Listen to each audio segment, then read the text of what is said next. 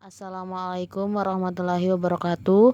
Perkenalkan, nama saya Erni Hartati dengan NIM 206200011, jurusan akuntansi 3A Pagi. Di sini saya akan menjelaskan atau mempresentasikan materi tentang audit fraud atau audit kecurangan.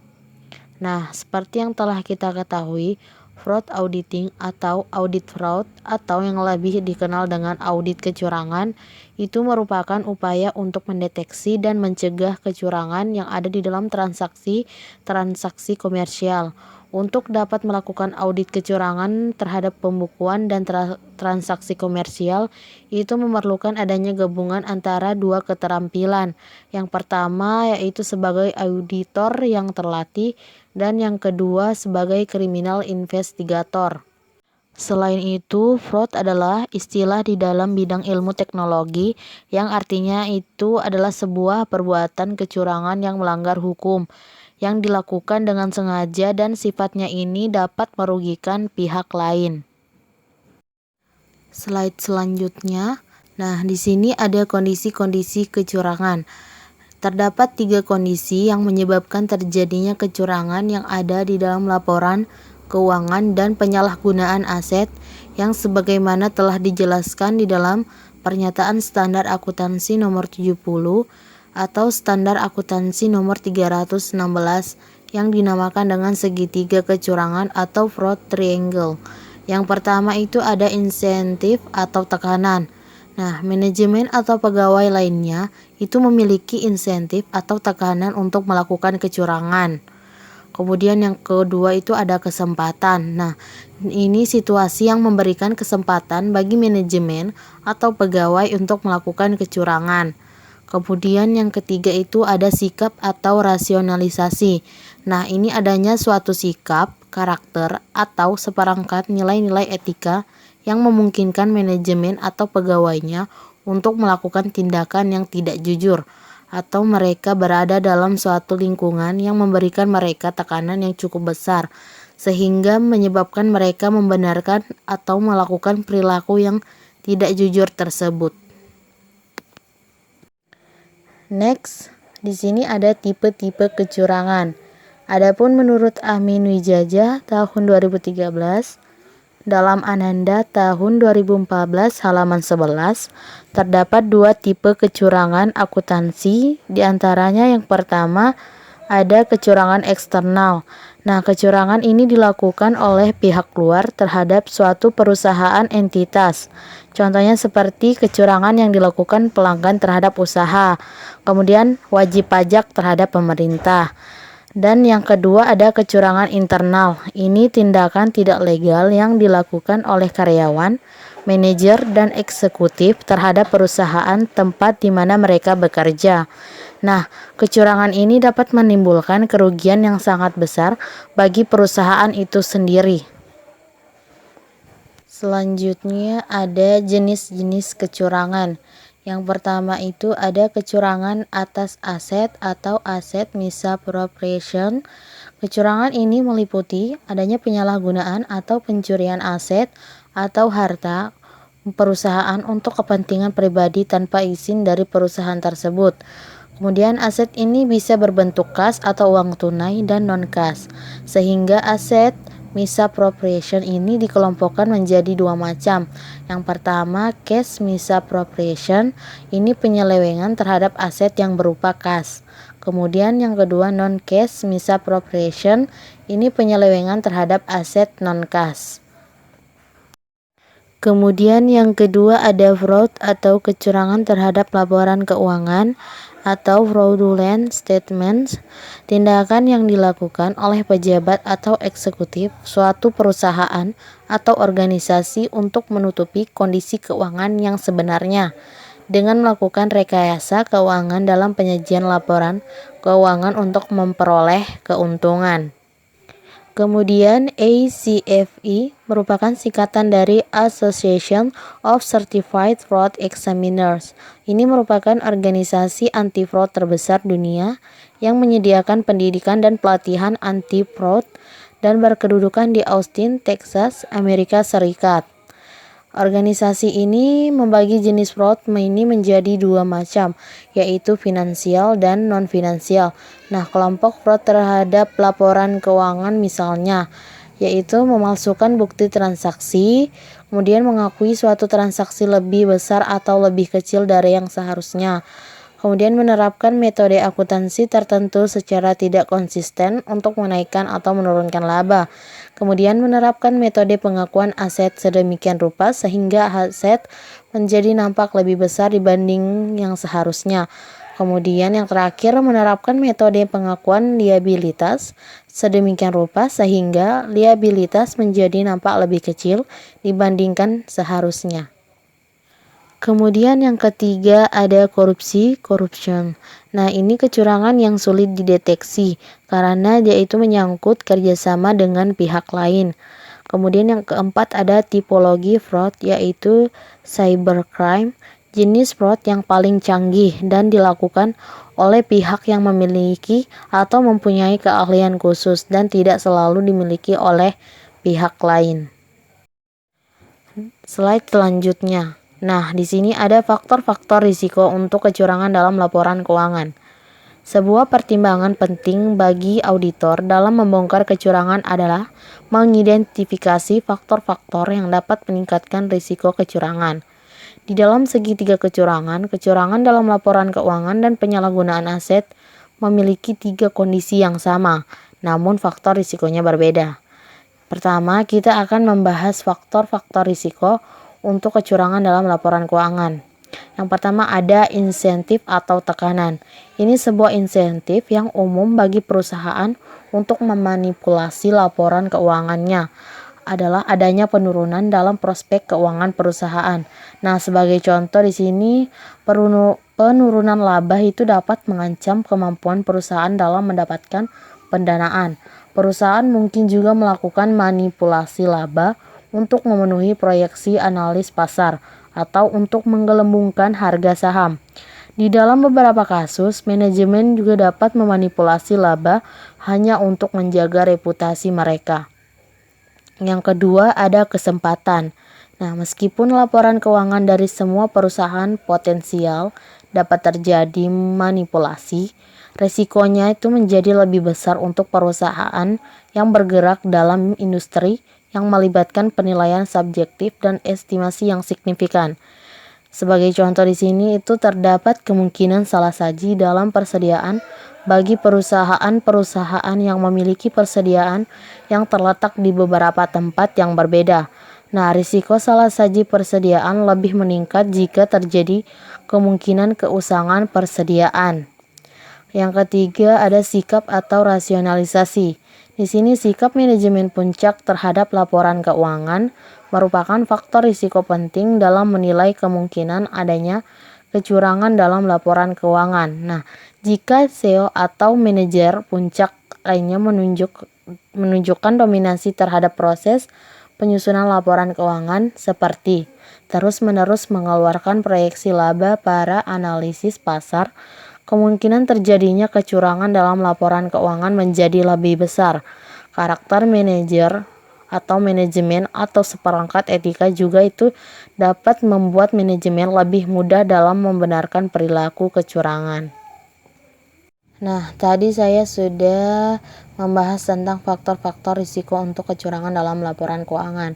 Selanjutnya di sini saya akan menjelaskan faktor-faktor risiko untuk penyalahgunaan aset. Nah, tiga kondisi yang sama juga berlaku untuk penyalahgunaan aset.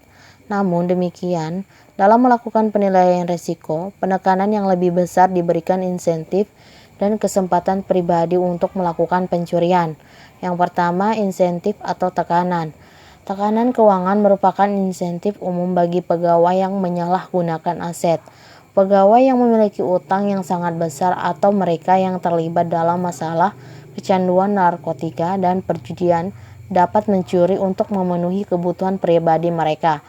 Dalam kasus lain, pegawai yang tidak puas dapat melakukan pencurian hanya untuk menunjukkan kehebatan mereka atau untuk menyerang perusahaan.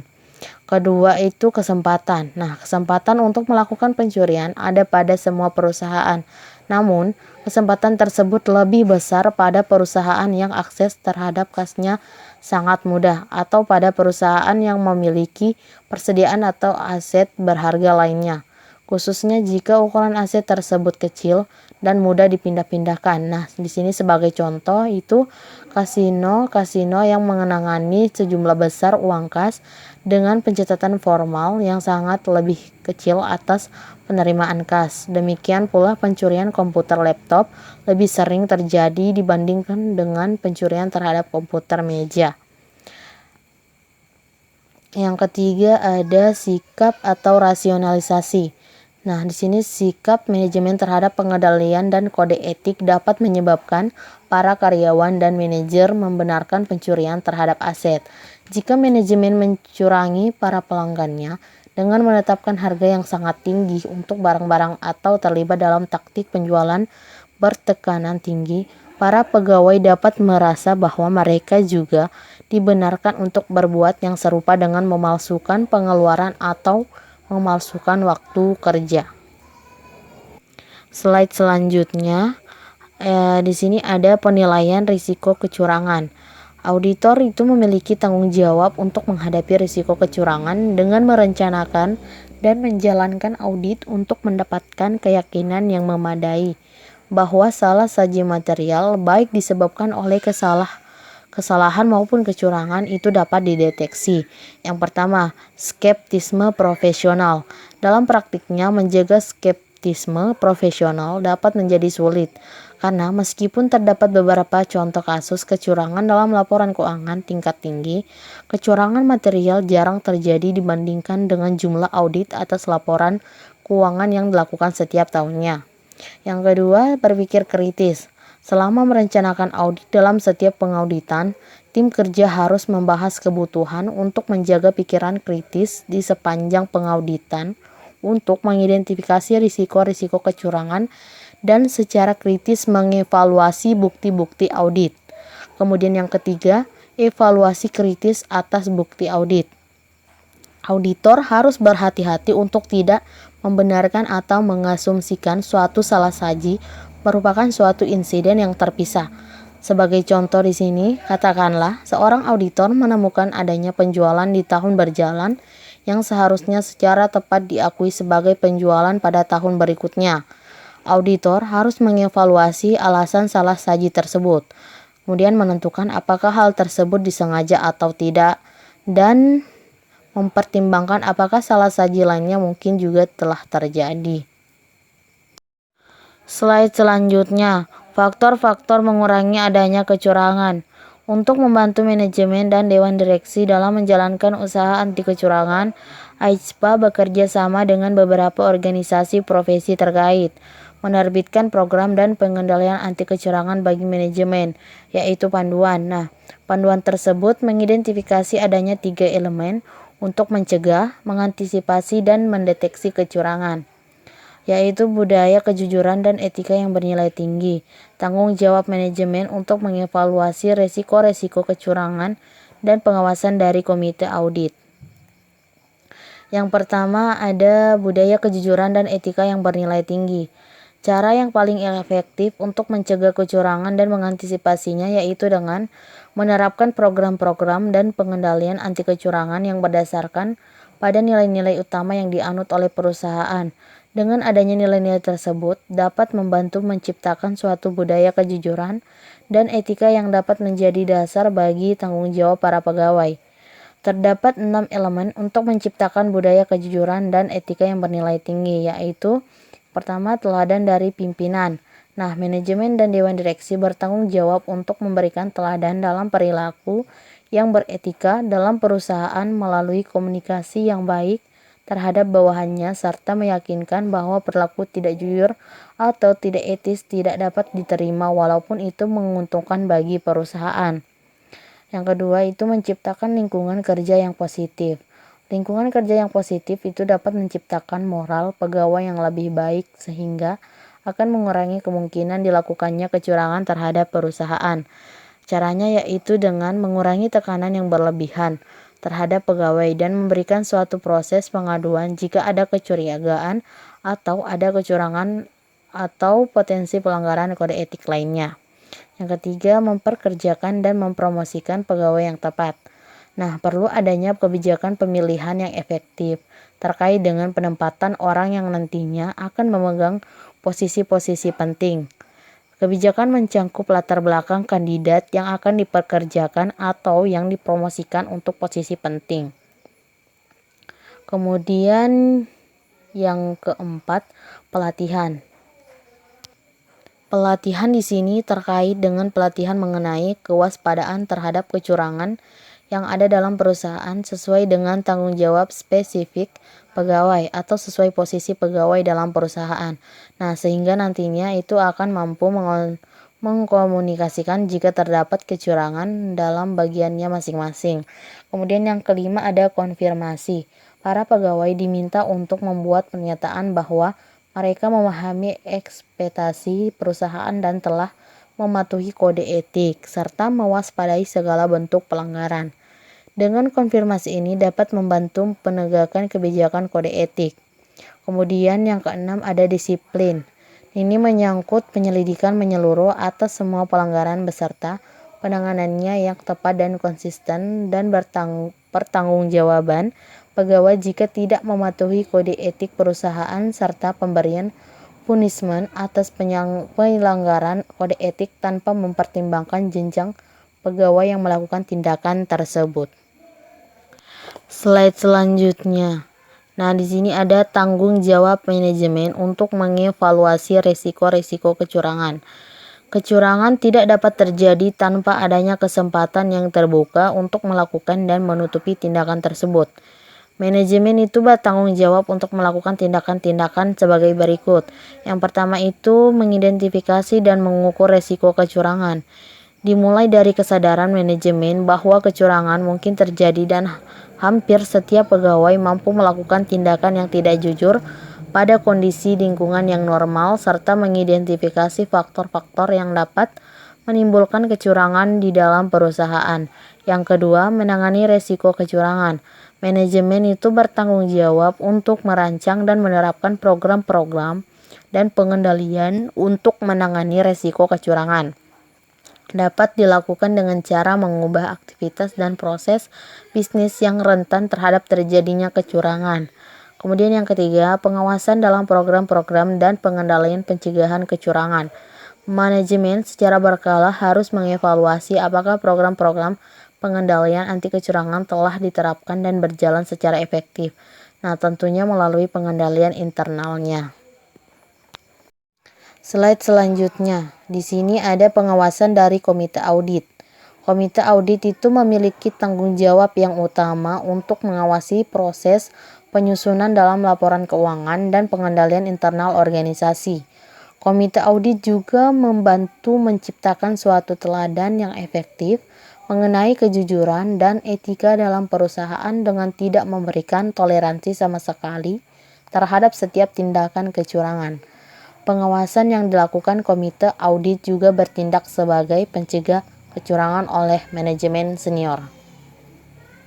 Baik, itu saja tadi materi yang dapat saya jelaskan atau presentasikan. Kurang dan lebihnya mohon dimaafkan. Wassalamualaikum warahmatullahi wabarakatuh.